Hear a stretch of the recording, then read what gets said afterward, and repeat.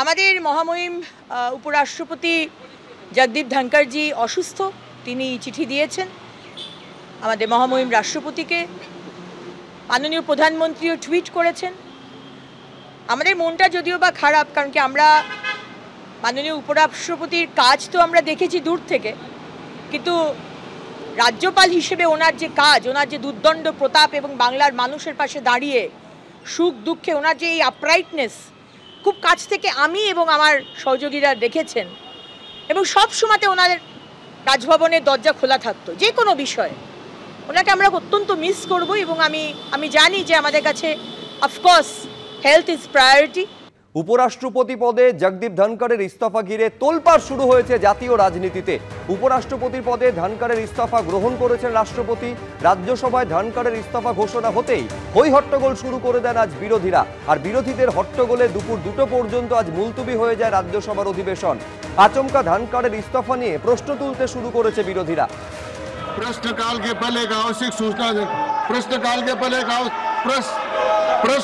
पहले एक आवश्यक सूचना देनी है। दी ministry of home affairs word notification. आप कृपया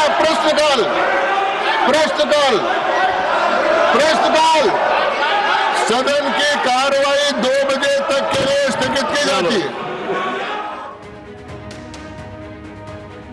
ফলে উপরাষ্ট্রপতি পদে গতকালই আপনারা জানেন যে ইস্তফা দিয়ে রাষ্ট্রপতির কাছে সেই ইস্তফাপত্র পাঠিয়েছিলেন এবং এখনই যাতে কার্যকর হয় সেইটা পর্যন্ত তার আবেদনপত্রে উল্লেখ ছিল।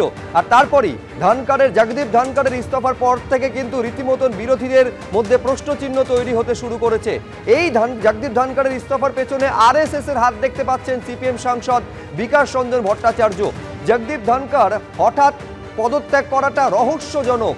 ধনখড়ের পদত্যাগের নেপথ্যে আরএসএস এর হাত রয়েছে। এতটাও শারীরিকভাবে অসুস্থ নন যে ইস্তফা দিতে হবে তাকে, এই মন্তব্য করেছেন বিকাশ রঞ্জন ভট্টাচার্য। জগদীপ ধনখড়ের নয়, এটা সরকারের অসুস্থতা। সরকারে এমন ভাইরাস ঘুরছে যে তারা নেতাদের খুঁজে পাচ্ছে না। আরও অনেকে এই রোগে আক্রান্ত হবেন বলে কটাক্ষ ছুড়ে দিয়েছেন কংগ্রেস সাংসদ রেণুকা চৌধুরী।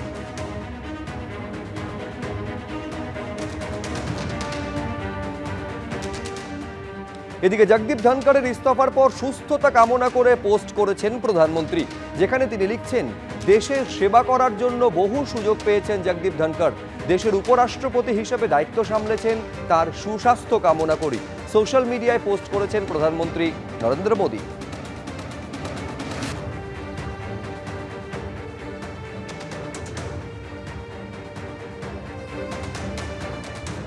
ফলে এই মুহূর্তে জাতীয় রাজনীতিতে সবথেকে বেশি চর্চা চলছে যে জগদীপ ধনখড় তিনি উপরাষ্ট্রপতি পদে ইস্তফা দিলেন কি কারণে। শুধুই কি স্বাস্থ্যজনিত কারণ, নাকি এর পেছনে অন্যান্য কারণও রয়েছে? এই প্রশ্ন একেবারে সামনে এনেছেন বিকাশ রঞ্জন ভট্টাচার্য, যেখানে তিনি বলছেন জগদীপ ধনখড়ের ইস্তফার পেছনে আরএসএস এর হাত থাকতে পারে। কি বলেছেন সিপিএম এর রাজ্যসভার সাংসদ, দেখুন।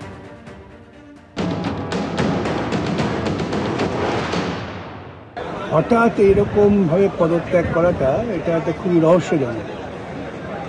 এবং আমার নিজের ধারণা ধনখড় স্যার তিনি হচ্ছেন আরএসএস এর একজন বিশ্বস্ত সৈনিক। তিনি নিজে হাউসে কথা গর্ব করে বলেছিলেন। তো এই পদত্যাগের পেছনে আরএসএস এর কোনো একটা কার্যক্রম আছে বলে আমার বিশ্বাস। এটা কোনো পরিকল্পনা আছে, এছাড়া অন্য কিছু হতে পারে না। তিনি শারীরিকভাবে এতটা অসুস্থ নন যে সকালবেলা তিনি সেশন চেয়ার করলেন, তারপর হঠাৎ সন্ধ্যেবেলাটা মনে হলো। এটা একটু বিশ্বাস করতে কষ্ট হচ্ছে। তবে তার যদি শারীরিক অসুস্থতা থেকে থাকে তিনি সুস্থ হয়ে উঠুন, এটা সবাই চাইবে। এখন টিএমসি কখন কি বলে, কোন দৃষ্টিকোণ থেকে, সেটা বলা মুশকিল। শরীর খারাপ হয়েছে, এখন তারা হঠাৎ মেনে নেওয়ার কথা বলছেন। নিশ্চয়ই শরীর খারাপ হলে মেনে নেবো, কিন্তু পদত্যাগের পেছনে শরীর খারাপটা কারণ এটা মানা যায় না।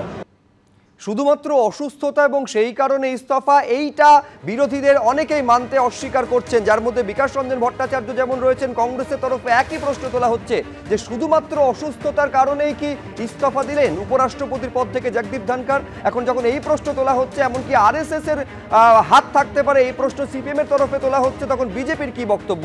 রাজ্যসভায় বিজেপির সাংসদ এবং বিজেপির রাজ্য সভাপতি শ্রমিক ভট্টাচার্য কি বলছেন, দেখুন। জগদীপ ধনখড় একজন শ্রদ্ধেয় মানুষ।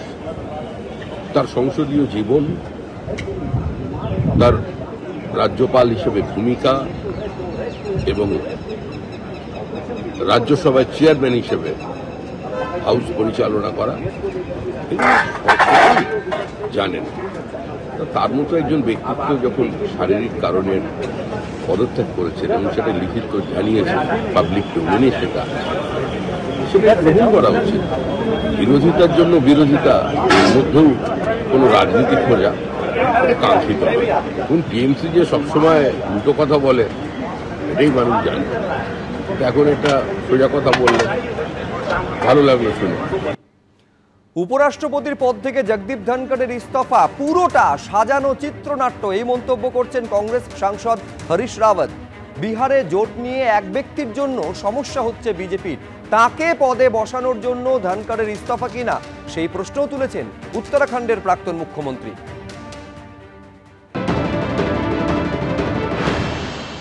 ये एक बिल्कुल सेट प्लेटफॉर्म जैसा लग रहा है। आप 7 साढ़े 7 बजे तक विपक्ष के नेताओं से बातचीत कर रहे हैं और 9 बजे आपके इस्तीफे की खबर आती है। बहुत गहरी बात लगती है।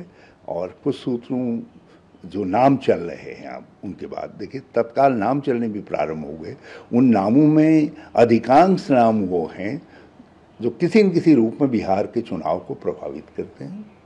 और कहा तो ये जा रहा है कि वहाँ पर जो उनका गठबंधन है भाजपा का, वो कुछ असहज हो रहा है एक व्यक्ति विशेष के कारण, उसको एकोमोडेट करने के लिए ये संकेत श्री जगदीप धनखड़ जी को दिया गया कि महाराज बहुत हो गया, आप उतर जाइए। क्योंकि उनके इस्तीफे की स्टाइल वही है जिस स्टाइल में संदेश आता है और भाजपा में इस्तीफा दे दिया जाता है। ফলে বিরোধীরা এক বাক্যে এইটা মানতে নারাজ যে অসুস্থতা একমাত্র কারণ যার জন্য উপরাষ্ট্রপতির পদ থেকে আচমকা ইস্তফা দিলেন জগদীপ ধনখড়। সিপিএম এর সাংসদ বিকাশ রঞ্জন ভট্টাচার্য, হরিশ রাওয়াতের বক্তব্য আপনাদের শোনালাম, আর এইবার আপনাদের রেণুকা চৌধুরীর বক্তব্য শোনাবো, যিনি বলছেন যে ধনখড়ের নয়, এটা সরকারের অসুস্থতা। সরকারে এমন ভাইরাস ঘুরছে যে তারা নেতাদের খুঁজে পাচ্ছেন না, আরো অনেক এই রোগে আক্রান্ত হবেন। কি বলেছেন কংগ্রেস সাংসদ দেখুন।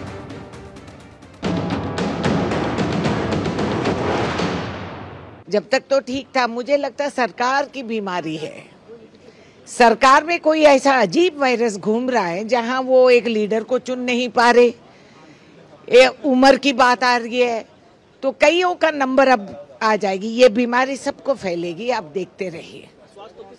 अरे भाजपा कभी भी ठीक से किया, स्वास्थ्य का खराब हो सकता तो एम्स जैसे बहुत ही बढ़िया हॉस्पिटल है, इसका इलाज हम करवा देंगे। और ऐसी कौन सी बड़ी स्वास्थ्य की मुद्दा है उपराष्ट्रपति का?